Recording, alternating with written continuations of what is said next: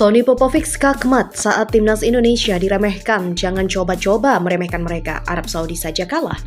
Masyarakat Malaysia prediksi timnas Indonesia kalah 0-10 dari timnas Australia. Malah kena sindir balik netizen Indonesia. Ngebet debut oleh Romeni harap dapat kesempatan main saat timnas Indonesia hadapi Australia. Yuk kita simak selengkapnya hanya di Kamus Bola.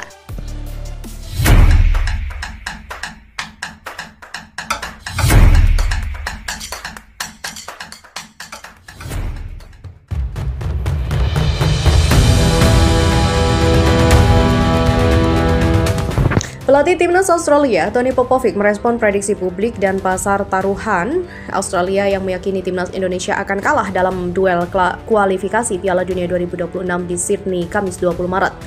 Dalam konferensi pers jelang Australia versus Indonesia di Sydney pada Rabu 19 Maret, seorang jurnalis asal Australia bertanya ke Popovic mengenai prediksi publik dan pasar taruhan Australia terkait duel melawan timnas Indonesia. Ada ekspektasi dari para pendukung Australia dan tentu saja di pasar taruhan bahwa ini adalah kesimpulan yang sudah pasti dan Socceroos hanya akan berjalan begitu saja.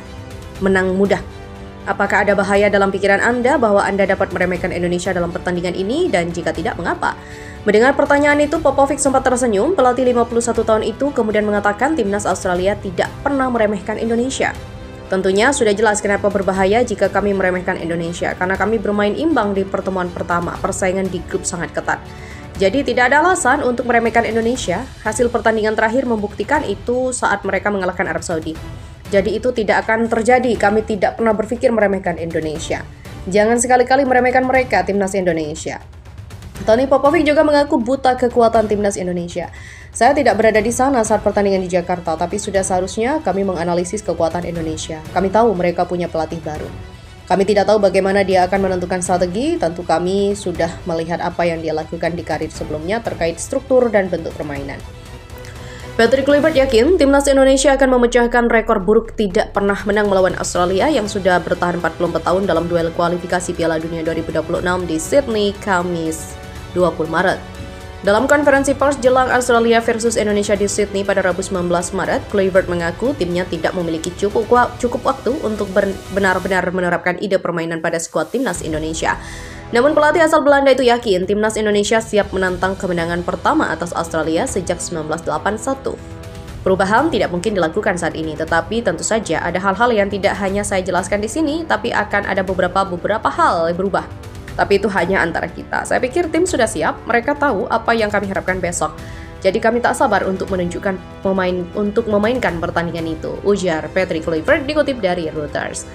Beralih pada informasi selanjutnya, masyarakat Malaysia menyebut timnas Indonesia akan kalah 0-10 dari timnas Australia di lanjutan grup C kualifikasi Piala Dunia 2026 zona Asia yang dilangsungkan di Sydney Football Stadium pada Kamis 20 Maret 2025. Komentar itu disampaikan di unggahan salah satu akun TikTok yang gemar memberikan prediksi hasil pertandingan @fahedhalabi91. Australia 10-0 Indonesia. Tulis akun @nizar_anwar. Kena serangan balik netizen Indonesia? Ya, komentar akun dari Nizar Anwar menyulut emosi netizen Indonesia. Sejumlah netizen tanah air menyerang balik akun tersebut. Kata akun dari Brilian, tim badut keluar. Merujuk kepada timnas Malaysia yang gagal lolos ke babak ketiga kualifikasi Piala Dunia 2026 zona Asia. Kau lupa lawan kau itu Vietnam, sambung akun dari Garuda Football, di mana menyindir timnas Malaysia yang hanya akan menghadapi Vietnam, Nepal, dan Laos di babak ketiga kualifikasi Piala Asia 2027. Selain itu, penggawa anyar timnas Indonesia oleh Romeni berharap mendapatkan jatah debut dari Patrick Kluivert, di mana bomber berusia 24 tahun itu kini sudah bergabung dengan skuad Garuda yang tengah berada di Sydney. Ia harus menempuh perjalanan sekitar 16.000 km dari Inggris menuju Australia. Perjalanan itu ia rela tempuh demi bisa membela timnas Indonesia dan kemungkinan Ole akan mendapatkan debutnya pada laga tersebut. Hal itu akan terjadi apabila dirinya diberi kesempatan bermain oleh Patrick Kluivert selaku pelatih kepala. Pemain keturunan Medan, Sumatera Utara itu juga mengaku sangat menantikan laga kontra Socceroos. Pasalnya itu juga akan menjadi laga internasional pertamanya di level senior. Sebelumnya Ole sempat membela timnas Belanda beberapa tahun silam. Akan tetapi ia hanya bermain untuk tim kelompok usia U20 dan U19. Oleh sebab itu, dirinya sangat berharap mendapatkan kesempatan dari Patrick. Melawan Australia adalah pertandingan pertama periode internasional mendatang. Saya sangat menantikannya, kata Ole yang dirilis dan diterima Superbowl.id. Di lain sisi, dirinya juga memiliki tekad yang sangat besar. Ia ingin menjadi pemain yang paling penting bagi skuad Garuda. Dirinya ingin memberikan yang terbaik untuk tanah kelahiran sang nenek dari pihak ayah. Akan tetapi dia juga tidak bisa memaksakan kehendak pelatih.